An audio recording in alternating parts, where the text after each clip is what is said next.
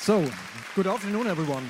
So I'm very excited to be here, and I do hope that you have some energy left for the next 10 minutes. So what I'm going to do is I'm going to talk about how a traditional household appliance manufacturer is actually transforming and getting ready for the future. So my colleagues from Electrolux and BSH, they have already talked a little bit about this issue, so I want to dig a little bit deeper in it. So, but for the one amongst you who doesn't know who is V-ZUG, this might have a reason. I know Mike is very afraid that this is going to be a sales pitch, but I promise it won't, but it's important for you to know where we come from. So, the fact that you might not know us is probably our yet pretty small international share of our total sales, which only accounts for about 10%. Completely different picture in Switzerland, where we are the clear market leader. We are very strong. Every child knows us, so we represented in every second household. We offer premium products that are known for good quality, made in Switzerland, great service. And by the way, we invest quite a huge amount of our yearly sales volume into R&D to come up with technologically fantastic products and features. So this is very important. This is our DNA. Very strong product-oriented, device-oriented innovation based on deep technological skills and executed with Swiss perfection. That's how I would say it. So will this be enough?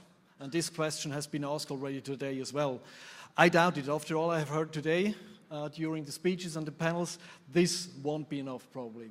So what can happen? So if you look at the situation where we are today, we find out that we only serve only selective needs during a user's journey, during the cooking process.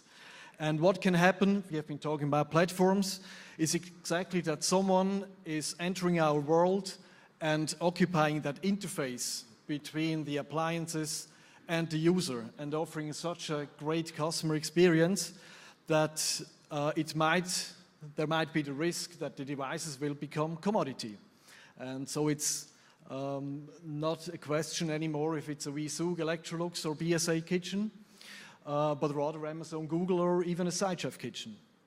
So what do we do about it?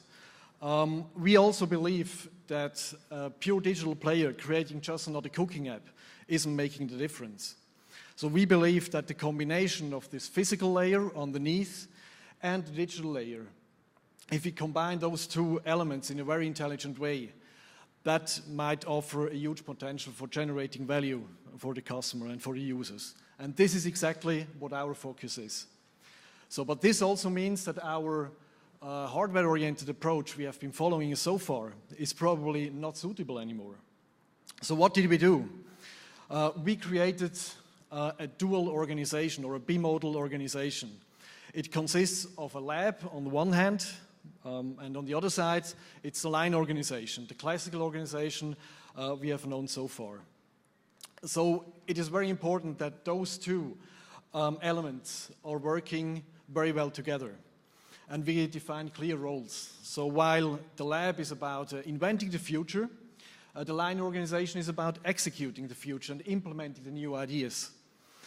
So what comes out of the lab usually is not a marketable product. It's maximum a proof of concept or an MVP. But then we will transfer those new ideas into the classical organization for final implementation and execution.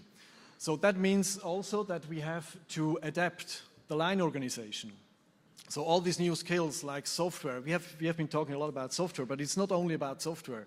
It's also about creating new sales channels, business modeling, business cases, and so on. So there's a huge need to adapt also the line organization. And for us, the lab, and this is very important, is a protected area for new ideas to grow, because they wouldn't have any chance in the classical organization. So we put those people into the lab and they're working on those great cases, great new ideas, until they are at a certain stage where they can be transferred. And these cases have a chance to be implemented then. So yeah, that's pretty much what we are doing. For us, that means also that the lab is a nucleus for transformation.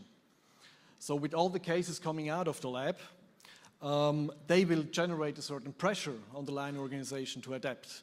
So this is very important for our approach. And currently, a lot of things are happening in our company in that way. So if we look at the success factor of such a lab or such a dual organizational approach, there are many of them. I just wrote 4 of them on this slide, and about the second one, I've just lost a few words about it.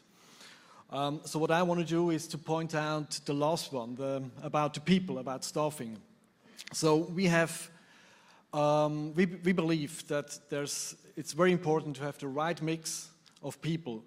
So it's probably not the right idea just to put some bearded nerds into a lab and let them play around with VR glasses and hope that this is going to save our business. It's very important that people are in the lab that know the company, that know our customers, that know the needs, that know also our company very deeply. But it's, at the same time, it's important that we complete this knowledge and this mindset with a completely new mindset from the outside. So we also recruit new people with digital mindset to work in the lab. And last but not least, it's very important to get rid of the not invented here dilemma. So companies, industrial companies always tend to make the error to invent everything by their own. So it's important. We have been talking about partnerships, ecosystems, innovation ecosystems, partnering with startups. So look at this room. There are many great startups around you, many smart minds. So why inventing everything alone? So this is actually the approach we follow. And this brings me to the point to announce our newest partnership. So actually we just signed yesterday an agreement with SciChef, who will help us creating the digital part we have been talking about for the Chinese market. And I really hope this is just the beginning of an amazing partnership. So thanks a lot for that. So this approach I was just explaining to you wasn't a draft in an isolated chamber. This was actually the result of a consequent adapting and changing and questioning if it's still the same, the right track we are following. So we started in 2 years ago, probably, with first garage project. Then we decided to put a digital team aside, to let them do the digital stuff. And then we found out, no, we have to change it by 90 degrees and follow that lab approach I was just explaining. So yeah, that's pretty much it. So currently, our main focus is to enable also the classical organization with all the new tasks and skills that are needed to finally succeed. So was this an easy way? No, not at all. So it really sounds tuck, tuck, tuck, and that's it, and now we have a lab and everything is fine. So I remember quite a lot of exhausting, emotional, challenging discussions with all stakeholders in our company, and Beat is smiling. He's actually the head of our lab, so he remembers quite well. So this is not an easy task, and it's not done overnight. So this requires a lot of energy. So here's my advice. If you're in an organization with the same challenge, first of all, get the top management commitment. Secondly, decide about the right organizational setup. So define clear roles, define the interaction between those new teams, and get the right people on it, get the right people on board, open up, create ecosystems of innovation.